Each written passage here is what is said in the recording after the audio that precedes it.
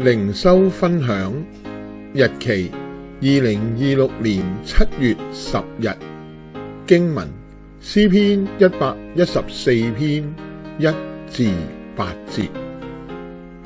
當以色列出咗埃及，猶大成為咗上帝嘅聖所，以色列成為咗上帝所治理嘅國度。大海同埋約旦河喺上帝面前退去，大小山嶺就好似羊群一樣跳躍。詩篇作者吩咐眾人要敬畏嗰位使磐石變為水池，使堅石變為泉源嘅上帝。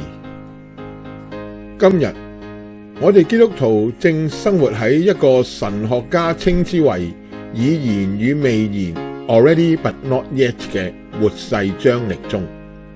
上帝嘅國度藉着主耶穌嘅第一次來臨已經開展咗 already， 但上帝嘅國度最終實現喺完全嘅彰顯，要等到主耶穌嘅第二次再來 not yet。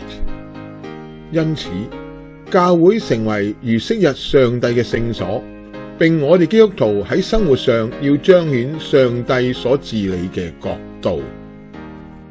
這家就是永生上帝的教會，真理的柱石和根基，敬虔的奧秘是公認為偉大的。